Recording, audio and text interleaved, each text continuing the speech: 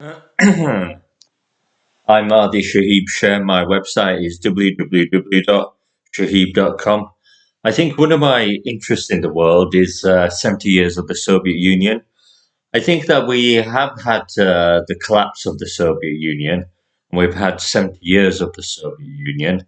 I think we had the Russian Revolution around about 1920 or around about 1917. And I think that with the Russian Revolution, we found the creation of the Soviet Union and the Soviet state. And I think that with the Russian Revolution, we probably had one of the shortest revolutions in history.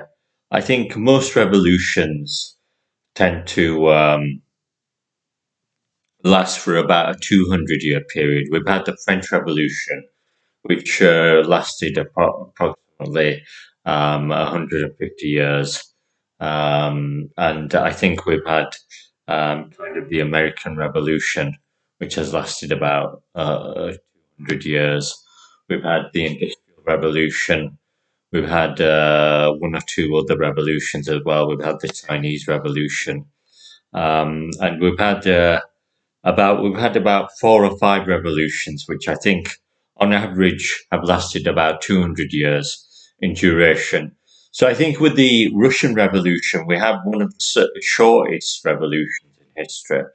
It lasted 70 years rather than perhaps a medium range of 150 years, which is what it should have lasted. And I think it could have lasted perhaps 200 years as well. But I think that the Russian Revolution has probably had half of its shelf life, half of its duration, and its lifespan. It's lasted half of the 150 years it should have lasted. So I think that the Russian Revolution is quite special in that it is one of the shortest revolutions. And in that short period, it's perhaps reconfigured the modern world around us and redefined some of the modern period that we see today. I think we no longer see kind of the horse and cart type world with cobble streets and lampposts, lamps and lampposts, a world without electricity. What we now have is a world, what we see now is a world with electricity, with cars, combustion and cars with the Wright brothers and flight with the Wright brothers.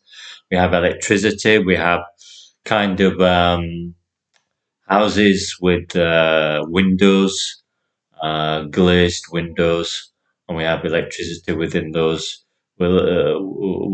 houses, and we have a world full of electricity. It's an electric world. I think that that's one of the major characteristics of the modern Soviet period is that it's an electric world.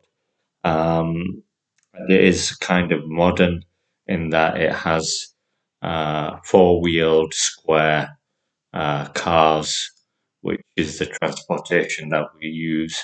It could have developed into something quite different, maybe bubble cars or something a little bit different from the square four-wheeled cars that we take for granted now. So the world as it looks today is very much Soviet in appearance. I think that it is very much a modern age, modern era from about 1920 to its collapse in 1989. So it's roughly about 70 years. And I think that 70-year period has seen kind of a technological achievement and a technological advancement that has gone from horse and cart to electricity and combustion and cars. It's gone from roads and houses and concrete buildings. And I think that's a very different world to how it appeared before 1920. So I think that the modern world has progressed quite significantly.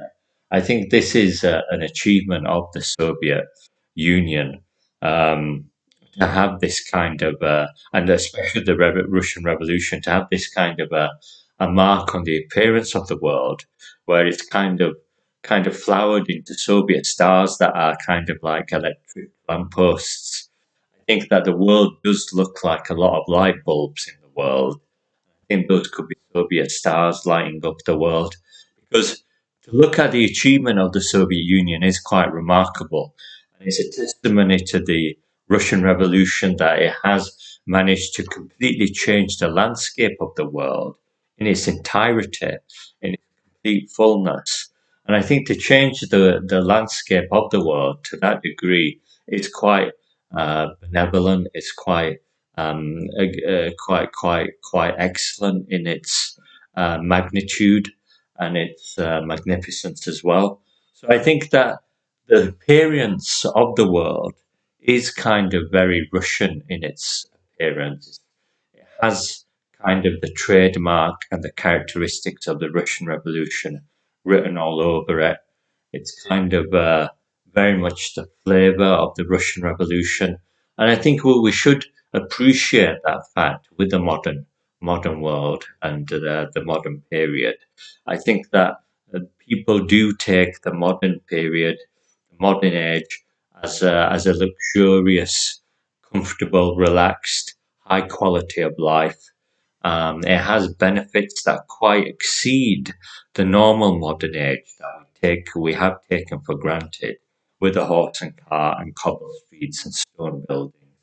I think that the age we live in now, in the modern period and the modern age, is something that is more focused around a quality of life and a luxury of life that has kind of the ingenuity of the Russian Revolution as its principle, as its idea, as its foundation that people should enjoy the full quality of life as a person's dignity and right, that they should have these rights to be able to enjoy a quality of life that does not take advantage of his family background or his wealth or his status or any other misconception, but it takes for granted a normal person's normality as a simple everyday person without any subjugation, but as a normal person in the world, irrespective of his wealth or his family background. I think that a person who can enjoy the full quality of life, irrespective of his wealth, is a very magnificent gift to the world. And I think this gift does come from the Russian Revolution. So I think that that's one of my credits to the Russian Revolution. I feel that if you were to take away the Russian Revolution, then the world would very much look like the horse and cart world that we have taken for granted around about the 1800 period onwards. And it's cobble streets and stone houses. It's a very slow, kind of rural type of a world that exists outside of the luxury and the quality that people take with healthcare and education and all of the other facilities and services we appreciate in a modern society. I think we can go to supermarkets and buy food in a high abundance and quality from around the world.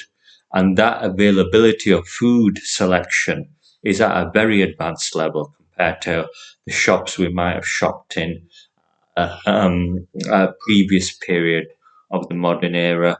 And I think that to have a modern society now with these concepts such as a supermarket, schooling with schools and education system so that people can be more intelligent in society.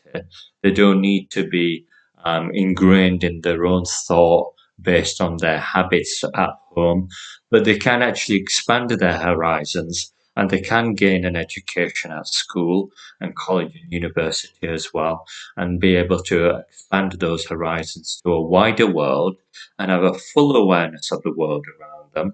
And that is very engaging for the reality a person can appreciate in the world, his full perception of the world around him, how the world moves and spins and rotates and pivots. And I think for a person to have this genius within his mind as a free service and gift for the benefit of the individual is another testimony to the Russian Revolution and the Soviet Union. So I think that there is much to appreciate from the Russian Revolution and the Soviet Union. And I think that that is some nicety of the world. It's some kind of special quality of the world, a special feature that many people do enjoy in the world and they do appreciate as well. People do enjoy hospitals as well with free healthcare, whatever their condition or distress or condition. They have the right to free healthcare as well. They have the right to vote as well, which again is something that was popularized during the from 1939 onwards, from 1930s Germany onwards with the election system that was invented from 1930s Germany onwards. So we have the voting system and the election system, and this creates universal suffrage, and it also creates voting rights for people to be able to elect their own leaders and choose and participate in government. And that participation in government creates another equality and freedom in the world that is very much a gift in the world. It is very much a gift. And it's a special freedom that people do enjoy as a liberty for themselves to be able to elect their own governments and have a participation in that government, to have public opinion which does influence politics and shapes politics around the world and in much of the world as well. So I think that we do have a lot in the modern society that we do appreciate with healthcare, education, food, voting, and the quality of clothing and entertainment we can enjoy, how we spend our time with leisure and entertainment, the mass communication and media that we can enjoy for informing ourselves with information and ideas around the world. There is much to the modern world that we can enjoy with the quality of life that we can appreciate as individuals. And I think that's one of the things that we can be grateful for the freedom and liberty that we can enjoy in the world. Thank you very much. Thank you.